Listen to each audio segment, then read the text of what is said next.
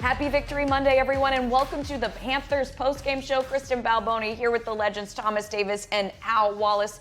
TD, I'm going to start with you on this one. This is the second straight game that we have seen the Panthers run the ball down another team's throat and stop the run in a huge way. Does this mean this team has found their identity in the way in which they want to win and perform? KB, shall I say we are getting back to Panther football? That's what Panther football has always been.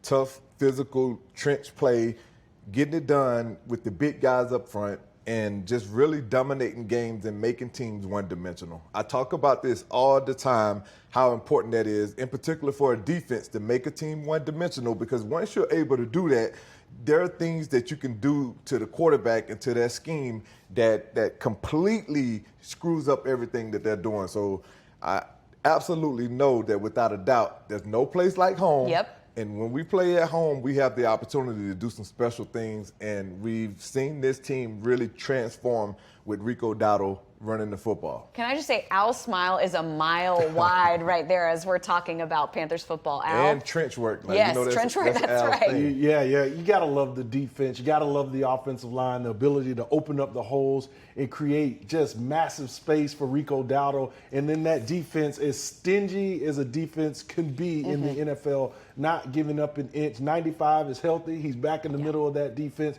and you're watching everybody else feast around him. Just look at Trevin Wallace. Go look at Christian Roseboom. Those guys are thriving in this defense because that defensive line, that line of scrimmage, is dominated.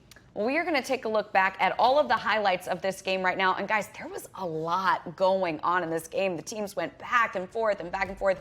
Some great play here. We're going to start. It's already 3-3.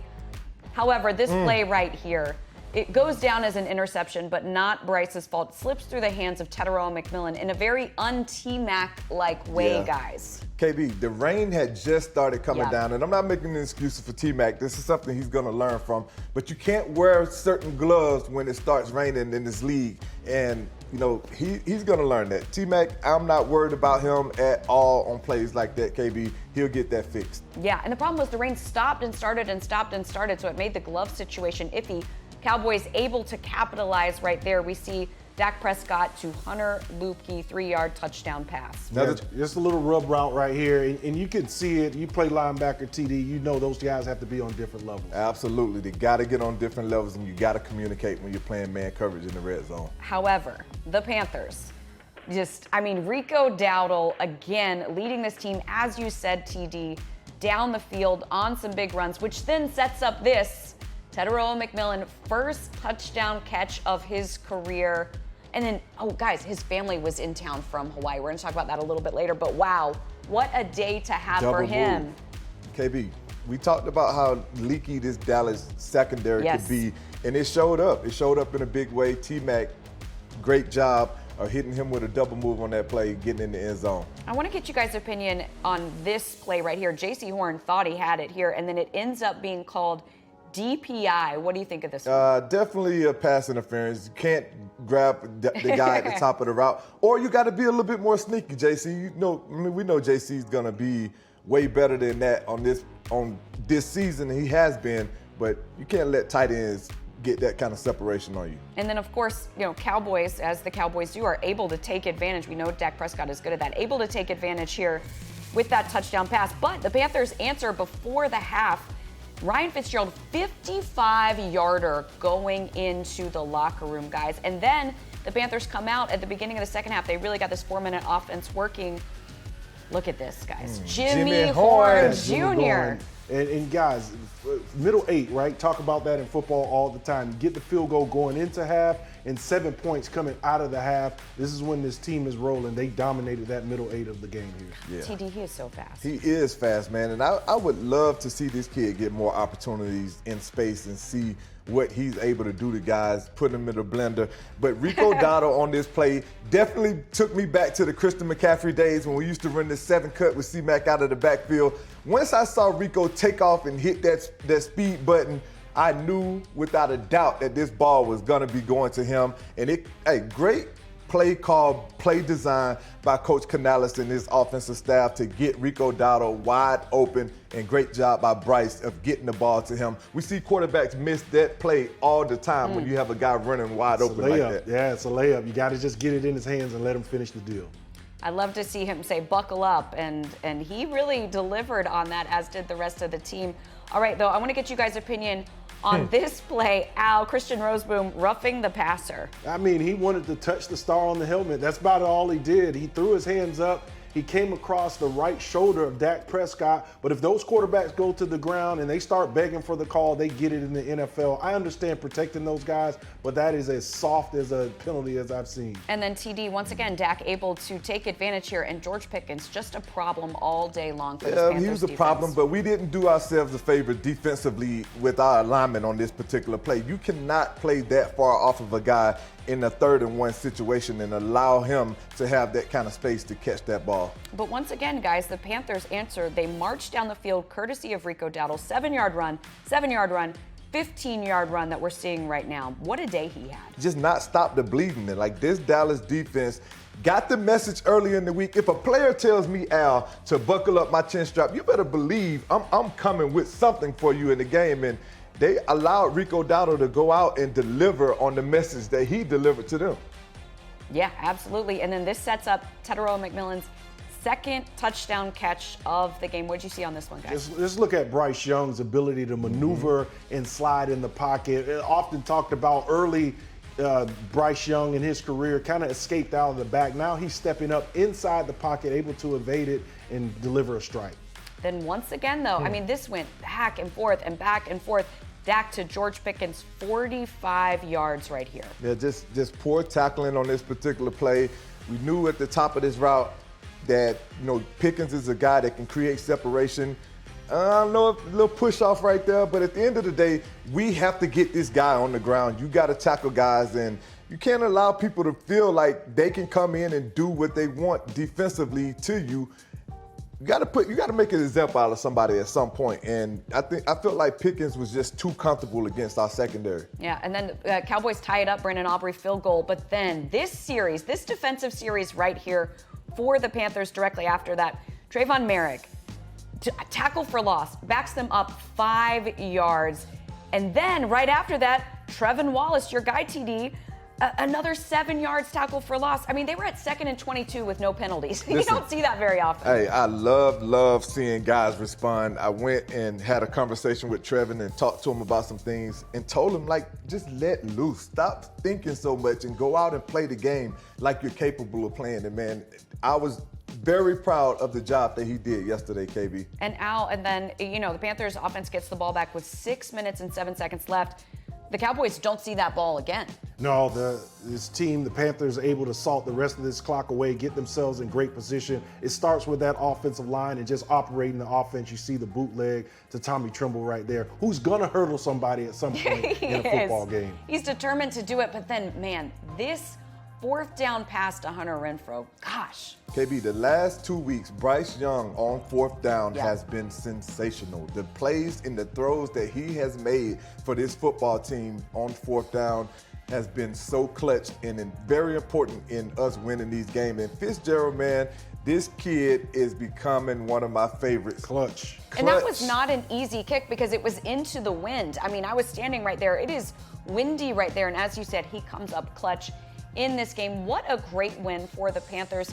And of course, we have got to talk about the young man, Rico Dowdle. When you look at those numbers right there, 473 yards, as you said, TD, from scrimmage in the last 2 games. How is he being so effective in both the run game and the pass game?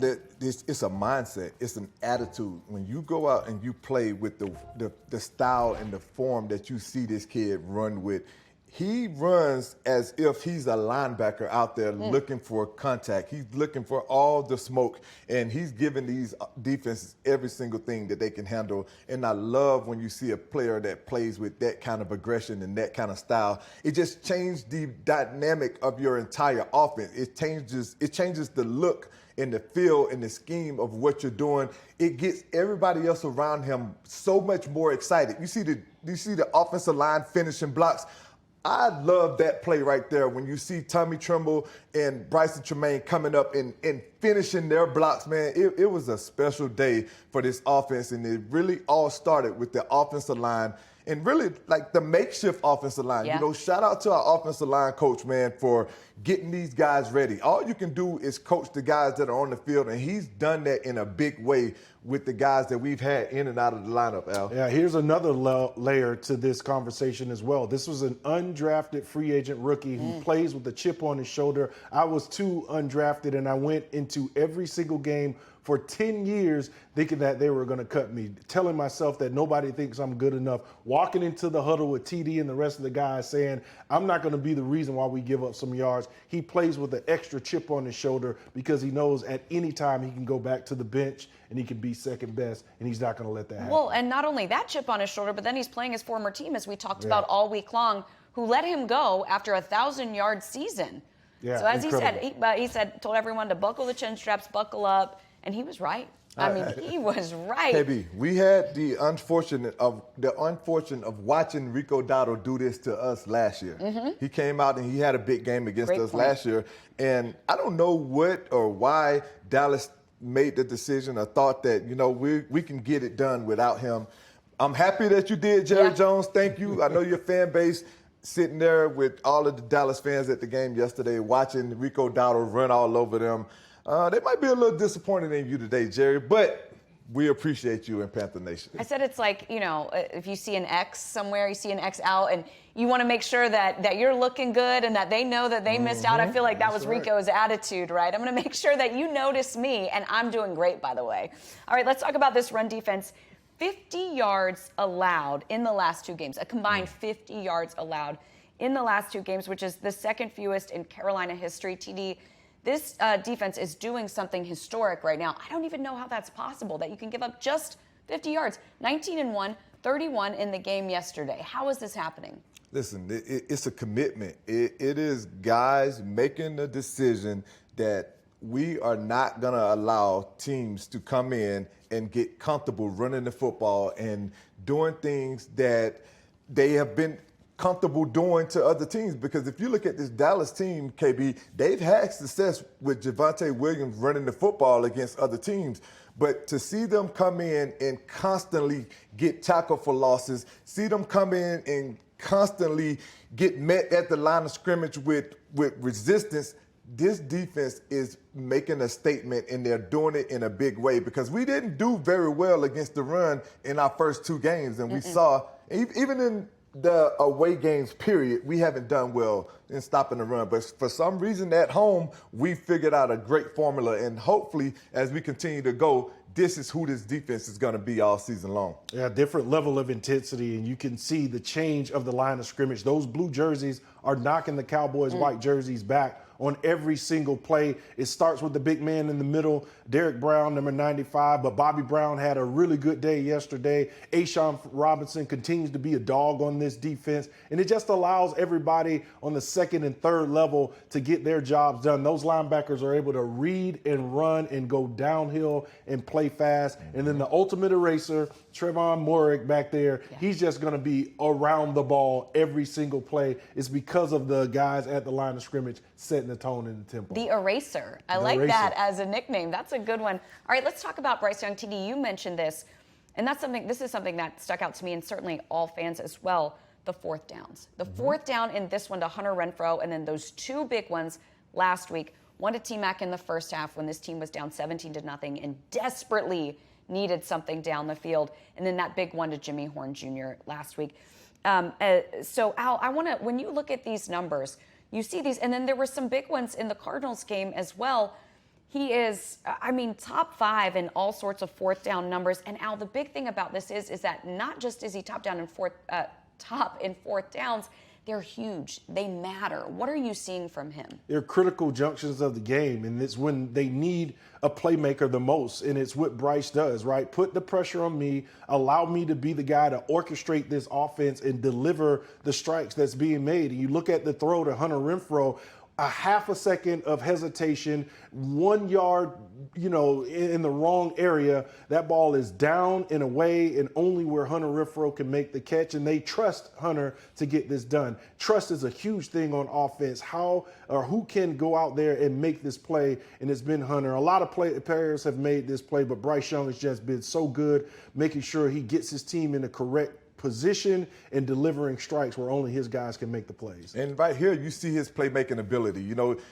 This should have been ended right there, Al, or it should have been him forcing him to throw the ball away or take off and run it. But Bryce remained calm, and he delivered a strike to T-Mac. Great job by T-Mac coming away with it. And for 4th and 5, this really shows me the confidence that he has in the guys around him. Jimmy Horn Jr. being the guy that he decided to go to on this play. And we know that Jimmy wasn't in the lineup for the start of this season. It was his first game. Yeah. This was one of his first catches. And having the opportunity and the wherewithal to say, hey, I believe in this kid, and I'm going to get the ball to him in the most crucial point of our season, just really speaks to Bryce as a leader. And similar here, this is the one that really sticks out to me as kind of the start of this is the Cardinals game.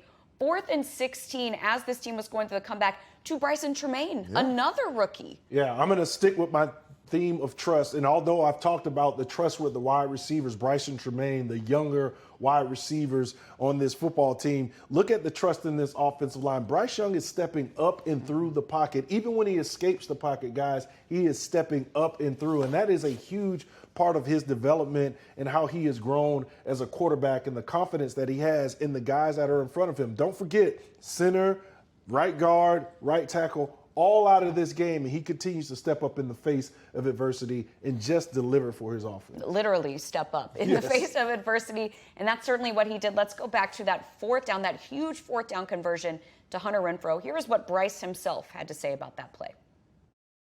Just trust. Everyone in the huddle trusts each other. We all want those moments. We want the game in our hands. We want to, we want to execute. We want to leave no doubt as offense. We didn't want to leave them any time, and speaks to the trust from coach, from the staff, and the belief we have in each other. But it's a great job from Hunter, great catch, great win on the route, and everyone, all 11, executing in a big moment. Welcome back to the post-game show, and we're getting ready to break down this film on exactly why Rico Dowdle was able to do what he was able to do this past couple of games. Al is going to talk about the defense, but right now, man, we're going to jump right into the film of what has been going on offensively for this football team. As you look right now, that Rico Dowdle gets so much attention because he gets over 200 yards, Al. But let's go to the trenches and see where all of this starts at. Look at this offensive line play, man. And not only the offensive line, Al, look at Tommy Trumbull, our tight end. Look at our wide receivers, their commitment to blocking on these plays. As we watch these plays break down, just look at the offensive line. Look where the line of scrimmage started at. I want to show you guys where the line of scrimmage started at. We're going to go back. Look at the line of scrimmage. Make sure you pay attention to that because I'm going to show these offensive linemen some love, Al. Now watch this play. Just watch this play out. Look at that, man. Look at that. Look at that double team, Al, like you talked about. Look at what Rico Dowdle is able to run behind. And it's time and time again. It's not just a one-off thing. Look at this. As a running back, would you not love the opportunity to run with a hole like this, man, to be able to come one-on-one with this safety? Now, Rico, you've been doing a phenomenal job. You've been doing a great job, brother. But if I see you in this situation right here being one-on-one with this guy, Rico, I expect you to win this with all of this space, Rico. I'm just saying, Rico. So, Al, as we watch this play out, this offensive lineman has done a phenomenal job time and time again. And these aren't even the starting offensive linemen. Just look at that, Al. Yeah, it's just incredible, the push that you were seeing from the offensive line. You look at Cade Mays, the center, he's climbing to the second level. Brady Christensen, he's played all 5 positions on that offensive line. And here's your rookie. Here's your 8th overall pick right here, not catching a pass, doing the dirty work it takes to rip off another 200-plus yard performance from Rico Dowdle. Listen, when I went to the University of Georgia, Coach Rick used to always say, if you block as a receiver, we will get you the ball. Yeah. And that's one of the things that these guys have made a commitment to doing. as we just talked about Bryce and Tremaine, we're talking about T-Mac right here on this particular play. These guys are committed to making sure that this offense has success. And I'm going to slow-mo this thing because you can see it's a hat on a hat, Al. Guy, look at that. Look at that. You talked about T-Mac. Look at Cade Mays getting upfield. Look at Big Damian Lewis. Like Chris, everybody is doing their job, a hat on a hat. And as we let this thing play out, man, this is what's not being talked about enough, the play of this offensive line and the way that they've been dominating up front. Yeah. Just look at time and time again. I can pull up 50 plays from that game, Al, and you will see time and time again that these guys were able to dominate up front. And you don't just have a running back be able to go out and get 200-plus yards 2 consecutive weeks without an offensive line dominating and doing a great job. Total commitment by that offensive line, the running back, of course, Rico Dowdle. But just look at the receivers owning the running game, a place where they don't typically show up, right? They want to catch the ball. They're not going to hesitate to tell you that, but they've owned the running game. Everybody chipped in. Heard T-Mac talk to him after the game. He said they wanted this one for Rico Dowdle. You can see it on film right there. Let's go here to the defensive side of the ball. Now, at heart, I'm a teacher, so what I want to do is teach you, right, how veterans, TD's been a young guy in the league. I've been a young guy. You watch the older guys go out and perform. They show you the way. You cannot get coaching 24/7 on the football field. Those coaches only have limited time. So what do? You watch how the older guys do it, and you learn from it, and you replicate it. Right here, we have Pat Jones early in the season against the Cardinals, tackle for loss. And it's not technique. It's not something that a coach taught him how to do. It's flat out effort, right, TD? It's just an effort play right there by Pat Jones. Now we get later in the season, right? Princely, you mind me yelling, we have right here the rookie. You show him, and this is a guy that's learning on the fly, doing a very good job as a pass rusher, but also in run defense. So we saw Pat Jones early in the season just fly, play with intensity, hair on fire. Let's watch and see what the rookies learn. This guy's supposed to block me, no thanks. Tackle for loss, no game. Princely is figuring it out. Here's the end zone look at it right here. You see Pat Jones setting the standard on that defensive line. I played with Brinson Buckner, Chris Jenkins, of course, the great Julius Peppers and Mike Rucker. You watch those guys go out and go to work. They teach you how to do it as a young guy. Here's a young guy who's learning on the fly. Earlier in the season, I highlighted T-Mac, TD, for what he was able to do in this offense and just learning on the fly. And now you can see some of these young defenders, Trevin Wallace, another guy that is playing good football at the linebacker position, and Princely going out there, and Nick Scorton. These guys are learning from the veterans. It's a culture, it's a system, it's an identity. It's the Carolina Panthers defense now. And it's a standard, man, and that's where it starts at. And it was set a long time ago before I got here with these guys. And these players understand the tradition. They are starting to understand what it means to be a Carolina Panther, and you can see it week in and week out, talking about the way that this defense is going out and performing. And then now that you show that you can do it, the standard becomes the standard every single week. And this fan base is going to expect this team to continue to perform this way no matter who we're playing and no matter where we're playing. No doubt. It's on film, so you got to go out there and put it on the field. Empty set, 5 in the pattern. Young floats it, end zone. McMillan, his first NFL touchdown.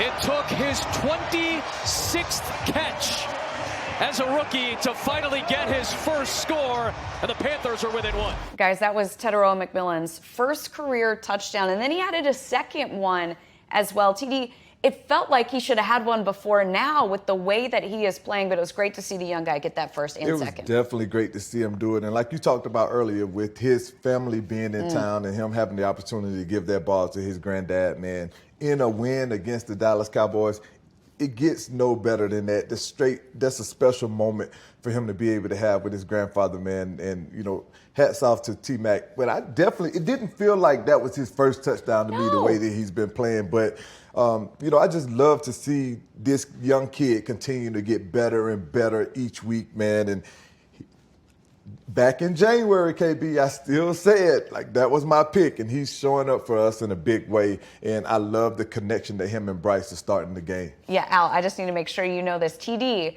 said that he wanted the Panthers to draft this guy. When we needed defense, he wanted the Panthers to draft this guy in January. So TD gets to claim credit to that. But what have you seen from the young guy? It gets to take that credit. I'm a defensive player, just like TD, and I said, let's upgrade the defense. They've played better football, but T-Mac is just so humble. He goes about his work. He gets it done. And you look at the TD and the lack of celebration there. He's just like, this is my job. This is what I'm supposed to do. He's just always like that. It's just no big deal. Yeah. And you're starting to see that connection, all the work, the groundwork that was laid between T-Mac and Bryce Young in the offseason. Those guys are now starting to operate without even thinking, right? They know exactly where they're supposed to be, and that connection is just as pure as any quarterback wide receiver combo in the NFL. And speaking of the draft, I think it worked out pretty well with Nick Scorton and Princely Umamiel. And Al, I know you're going to talk about that a little bit later. These young guys who the Panthers did end up drafting to help with the defense. Let's take a look now at the next 4 games. So the Panthers 3-3 now, 3-0 at home. But guys, it feels like this road game against the Jets is really important, Al. Yeah, you got to get it done, right? You're going to New York. Aaron Glenn, 0-6 football team. You know they want to get their first win, especially in their building. Steve Wilks, former interim head coach here with the Carolina Panthers, the defensive coordinator. There's a lot of storylines and motivations. It doesn't get any easier after that with Buffalo and Green Bay, and a much better, I think, improving Saints team at 1-5. But you got to find a way, 3-0 here this season at home, to get one on the road against a team that hasn't won a football game in the New York Jets. TD, what are you saying in that locker room? You know, it's just the amount of disrespect. You know, when you see a team start to play well and start to get things done the way that this Carolina team has been able to play over the last few weeks, and then to go into a game against a team we just see is 0-6 and to be the underdog. You know, it just kind of feels like the same situation I just talked to you guys about when we played against Dallas, when we were 10-0 and we went up to play them on Thanksgiving Day, and everybody picked Dallas to beat us because Romo was coming back, and we took that as a sign of disrespect, and we went out and played with a chip on our shoulder, and that game didn't go very well for Dallas. It worked out okay for the Panthers. Tony Romo. That's right. It did. All right, let's take a look now at the NFC South standings. Atlanta plays tonight. We're going to talk about that one in just a little bit. But guys, Tampa Bay Bucks and what Baker Mayfield is doing. We saw another good game from them last night against San Francisco. I mean, they are just really looking great. Yeah, Tampa's just playing with confidence. And no one ever doubted the confidence of Baker Mayfield, his ability to come and play on this level. He always believed in himself. He's found a home, a team that believes in him, teammates that rally behind him, and boy, did they add some weapons around him. Even with Mike Evans out of this lineup since I believe around week 2, they've continued to thrive with Bucky Irvin and those running backs, that great offensive line. Baker Mayfield, I'm going to say it, you might as well start talking MVP conversation for Baker. And TD, you were saying, and Al, we heard you say it, that the Saints are better than maybe we expected them to be. They definitely have been playing a lot better. You know, I didn't expect a whole lot from this team. I just looked at it as a rebuild year, and they kind of started their first game out that way. But as the season has gone on, they've gotten better and better each week. You know, they were able to go and win the football game against the Giants a week ago. And, you know, they played very well. In particular, defensively, they forced turnovers in the second half of the game that ultimately ended up being the difference. I think they forced 3 turnovers in a row to and had the Giants just reeling. And we saw what this Giants team was able to do against the Philadelphia Eagles on Thursday Night Football. But at the end of the day, this division has always been a very tough, competitive division. And when you have teams at the top that has success like Tampa has, and now you see us sitting at 3-3, I just feel like, you know, this division is going to come down to the end. You know, you just never know in the NFC South who's going to walk away with it. You know, we started that trend because every year it was a different winner each year until we started the trend of winning 3 in a row, and then now, Tampa has been able to do that. But at the end of the day, it's all about showing up on Sunday and playing the game. Nobody in this – that's one of the things I love about the NFL this year, because everybody tries to predict who's going to win a game, and you just never know what's going to happen, because teams that have no business beating the other team end up winning games. So this team has to understand that we have to be locked in, and we have to be focused in without a doubt on getting this win on the road and proving to them and ourselves and our fan base that we can win outside of Bank of America Stadium. All right, speaking of predicting games and not knowing what's going to happen, we're going to ask you guys to do that. We ask you about every Monday night game. So, Al, let me start with you. Buffalo at Atlanta. Who do you think is going to take this one? I like the Buffalo Bills. Yeah. Josh Allen, they're just tough. I have some questions. I think they have some concerns about their defense and the health on the back end. But as long as Josh Allen is the quarterback, I think this is a blue-collar team that matches the city of Buffalo. They're going to grind it out. They'll find a way to win against a talented roster in the Atlanta Falcons that just they don't feel like they've come completely together yet. TV? This Atlanta team is just so unpredictable, KB. They play one way on the road. They play a different way at home. Kind of reminds me of a team that we know a little bit. But at the end of the day, when you look at the Buffalo Bills, I think that Sean McDermott and Brandon Beane, they've really developed a sustainable tradition of winning for that Buffalo team since they've been there. And it doesn't matter who they face. They've been consistently going out and competing at a very high level. They have a good roster. Al just talked about it. Milano has been ruled out this game. He's been in and out of the lineup. They have a lot of defensive issues, and they're going against the Atlanta team that has a lot of offensive weapons. But I just feel like Coach McDermott, with his blitz scheme, he's going to do a great job, and Buffalo is going to win this game. You're certainly familiar with Coach McDermott and what he likes to do. All right, the second game, Bears at Commanders. TD, what are you thinking? I got to go with the Commanders. Having Jaden Daniels back in that lineup, they've gotten a steal with their running back. I'm not even going to begin to try to pronounce his name right now, but the kid is a special running back. For them to be able to trade their starting running back at the start of this season, that tells you what they feel about McCoskey. How you say his name, Al? Listen, you got me. Yeah. Go look him up. He'll let us know tonight. If you haven't seen the kid in Washington play, the running back that they got as a free agent, I think they ended up getting him or drafting him late. He is a special player, KB. He's the guy that they throw the ball to out of the backfield. He's the guy that they hand the ball to, and he has had a ton of success. And everybody raves about him on that particular football team because of the things that he's been able to do since he's been there. And you couple that with having Jaden Daniels as the quarterback and the scheme that they've been able to run, they are a high-powered offense. And, we get to watch our guy Frankie Louvu go out and perform tonight, so I'm excited about that. Yeah, I'm going to go with the Commanders as well, and it's about that defense. For me, more so than Jaden Daniels. I think those things are expected, but I think Dan Quinn is going to frustrate that Bears offense. Ben Johnson, who's come there, and he's trying to get those guys going in the right direction. I think they'll see a variety of blitzes and guys coming from different angles to try to speed up the processing of Caleb Williams, the quarterback, and get the ball out of his hands. He has some production from Rome Odunze. Of course, my Terp DJ Moore, former Carolina Panther, is there as well. But I like the Commanders, especially with Jaden Daniels at quarterback, and Dan Quinn, that defense is going to bring a lot of pressure. That's the biggest surprise for the Chicago Bears this year. They have not used DJ Moore like they have in the past, and I don't really understand it, and maybe it's something that we might see coming up soon with DJ Moore being on the trade block. It might something, trade him to the Eagles, get that guy, A.J. Brown, up out of there that don't want to be there. Look at Ben Johnson. He likes tight ends, so they have a couple of good tight ends. I think that's phasing DJ Moore out. All right, rare agreement here on the Monday Night Picks. I like it. We'll see what happens. Guys, thank you so much. This was so much fun to talk about this big win over Dallas. Thank you all for watching. We'll see you next time.